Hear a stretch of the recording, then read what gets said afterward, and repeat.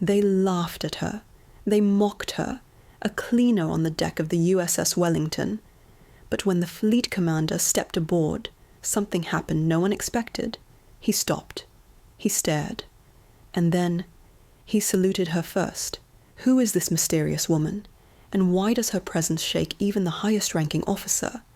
Watch till the end to uncover the secret that stunned an entire crew. USS Wellington was famous for two things: its flawless deck and its unforgiving crew. Every sailor on board moved with sharp precision. Every command echoed with discipline. It was a ship that didn't tolerate mistakes, or the people who made them. So when she showed up, kneeling on the far end of the deck, scrubbing quietly with a brush, most of the sailors barely looked twice. Just a worker, just a cleaner, just someone doing the jobs nobody wanted. Her grey coveralls were plain, her boots were worn. She moved silently, her brush sliding across the steel plates in slow, steady motions. She didn't talk, she didn't look up, she didn't react. And that was exactly why the younger sailors started whispering. "Who is she?" one muttered. "Probably maintenance crew," another said. "Looks like someone from shore support." But as the minutes passed, the whispers turned into snickers.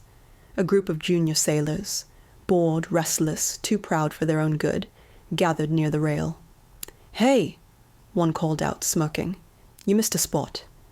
His friends laughed. She didn't respond. Another sailor leaned forward. "Use both hands. Maybe it'll actually get clean." More laughter. She simply kept cleaning, slow, rhythmic, calm. The sea breeze moved her hair gently, revealing eyes that didn't match her coveralls at all. Eyes too sharp, too focused, too aware. But the crew didn't notice. Not yet. A petty officer walked by, shaking his head. "Don't waste your time," he muttered to the junior sailors. "She's just here to do the dirty work." "She looks too old for this," one of them said. "Shouldn't she be retired?" "Maybe she got demoted," another laughed. Still, she didn't flinch. Not once. Not at their words. Not at their stares. She just kept scrubbing, her hands strong, steady, almost trained, almost military. But no one could imagine that. Not when she looked like that. Not when she was holding a brush instead of a rank. The officer of the deck finally noticed the commotion and approached. "You there," he said firmly. "You're not supposed to be on the main deck during readiness drills." She paused her scrubbing for the first time. Slowly she lifted her head. Her calm gaze met his, a gaze that unsettled him more than he expected. "I'm not in the way," she said quietly. Her voice was controlled, measured, almost command-like. The officer frowned. "That's not the point. This is a restricted section. Maintenance crews stay forward." She looked back down at the deck. "I'm exactly where I was told to be." Before the officer could argue, the ship's speakers crackled sharply overhead. "Attention all hands. Fleet Commander Harrison is arriving on board. All stations, prepare for formal inspection." Instantly the ship transformed. Sailors straightened, officers adjusted their uniforms. The joke stopped. The laughter died. Fleet Commander Alden Harrison wasn't just a high-ranking officer. He was the kind of man whose presence changed atmospheres. His reputation was that of steel, precision, and a mind that could read the sea itself. Everyone scrambled into position. Everyone except her. She simply moved her bucket aside, set her brush down, and stood quietly against the rail. A junior sailor scoffed. "Look at her. She doesn't even know she's supposed to leave the deck." "Commander Harrison is going to flip," his friend whispered. The officer of the deck moved toward her again. "Ma'am, you need to clear this area immediately. This is a fleet commander inspection. You cannot be here." She looked at him, calm, unmoving. "There's no need," she replied softly. "No need," he repeated, confused and annoyed. "Do you understand who is coming aboard?" A faint wind brushed across the deck. She looked toward the gangways, as if she already knew. Then the boatswain's pipe shrieked, sharp, ceremonial, announcing someone whose footsteps the entire fleet respected. Fleet Commander Harrison stepped onto the deck, tall, stern, eyes sharp with experience. The sailors snapped to attention, with perfect discipline. He walked with purpose, inspecting every detail, the rails, the rigging, the alignment of the ranks. Nothing escaped his attention. Except today, something did, because halfway down the deck, the commander suddenly stopped walking. His gaze wasn't on the officers, not on the sailors, not on the immaculate ship. It was on her, the woman in grey coveralls, the woman holding a deck brush, the woman everyone had been mocking minutes earlier. The Yakuzo noticed the commander's frozen posture. "Sir, is everything all right?" But Fleet Commander Harrison didn't answer. His expression had changed, shocked, disbelieving, almost rattled. The sailors exchanged confused looks. Why is he staring at her? Does he know the cleaner? That's impossible, right? The commander took a slow step toward her, then another, then another. Silence swallowed the deck. She didn't move, didn't bow, didn't break eye contact. Her calmness was unsettling now, powerful in a way no cleaner should be. When the commander finally reached her, he spoke in a voice no one on the Wellington had ever heard from him. "It's really you?" The crew froze. You? What did that mean? Who was she? The junior sailors who mocked her stared in horror, realizing too late that something was very, very wrong. The woman finally lifted her chin, her eyes meeting the fleet commander's, with a familiarity that didn't belong to a cleaner. "Good afternoon, Alden," she said softly. Every officer around them sucked in a breath. She knew his first name, not his title, not his rank. Fleet Commander Harrison's face shifted from shock to something else. Respect. Deep respect. The kind reserved for legends. Why are you here?" he asked quietly. She didn't answer. Not yet.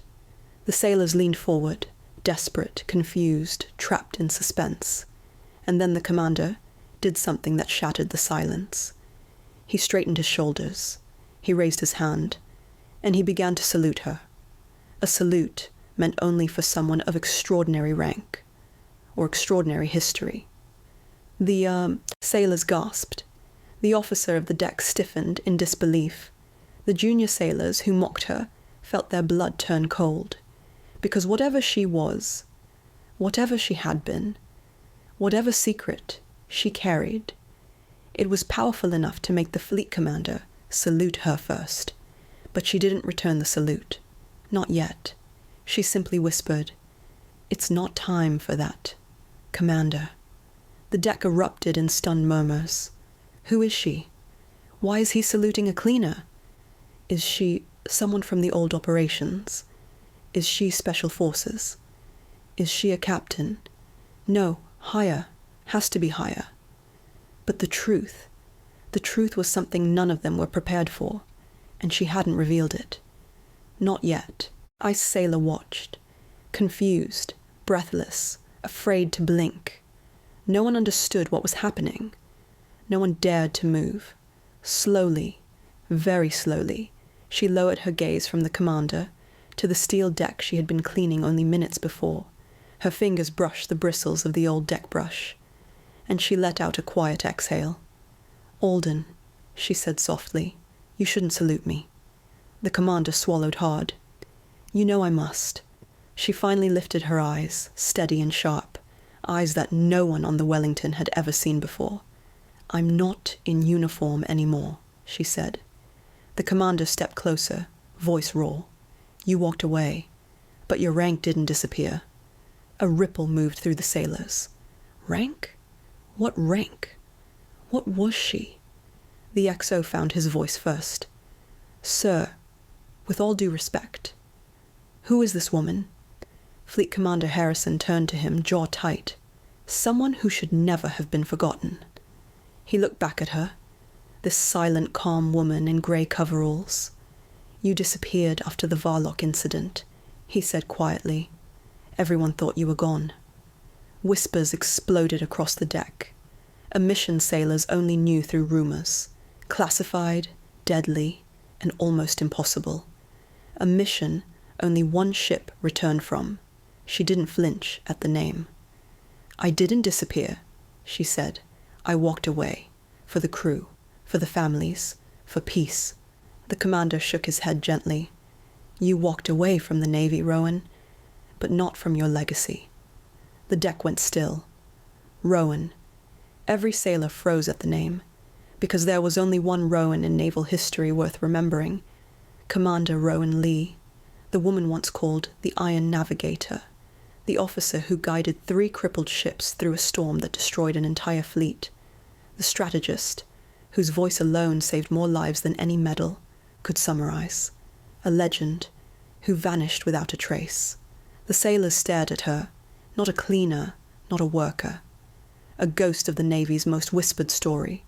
A junior sailor who had mocked her fell silent, guilt burning across his face. "Commander Rowan Lee?" he whispered. "That's impossible. She's dead." Rowan looked at him gently without anger. Not dead, just done. The commander's voice softened. "You saved all of us that night. You saved the Pacific Line. And then you disappeared, leaving nothing but a report that said you were lost at sea." She nodded. That version was easier. For everyone. "Not for me," he said quietly. "Not for any of us." The boatswain stepped forward, trembling. "Ma'am, you were cleaning the deck." Rowan looked at the brush on the ground. "Cleaning keeps the mind quiet," she said softly, "and I wanted to see if the Navy I once served still remembered humility." Someone whispered, "She was testing us." Rowan looked up, her expression neither proud nor cold, simply honest. "I wasn't testing you. I was remembering who I used to be." The fleet commander straightened. "And now we remember who you are." He turned sharply to the XO. "Pipe the side," he ordered. Again, full ceremonial honors. The XO hesitated. "Sir, for someone out of service." The commander's voice sliced through the air. "That woman guided fleets through hell. Her voice kept sailors alive when the radios were dying. She earned more honor than any of us could carry. Pipe the side." The boatswain lifted the pipe.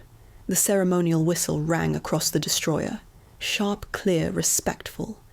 Every sailor stood at attention. Every officer saluted. And slowly, silently, Rowan Lee accepted the respect she once walked away from. The commander lowered his salute, stepping close enough for only her to hear. "You came back," he said. "Why?" Rowan looked at the horizon, calm, endless, familiar. "Because the sea called me one last time," she whispered. "And because legends don't get to choose when they are remembered." The wind moved across the deck. Rowan Lee, the woman they mocked, the cleaner they ignored, the legend they thought was gone, picked up her brush, set it aside, and straightened her shoulders for the first time in years. "I'm not returning to service," she said gently, "but I will never turn away from the sailors who need guidance." The commander nodded. "You never did." And as the Wellington cut through the waves, the crew watched her with a new kind of awe, not for the past she carried, but for the quiet strength she still held. Rowan Lee had come to clean a deck, but she ended up cleansing their understanding of honor. And when she finally walked toward the rail, the fleet commander stepped aside for her, a gesture so powerful it echoed across every silent sailor on board. Because sometimes the greatest heroes return, with no uniform, no medals, no rank, just a brush in their hand and a story the sea refused to let die.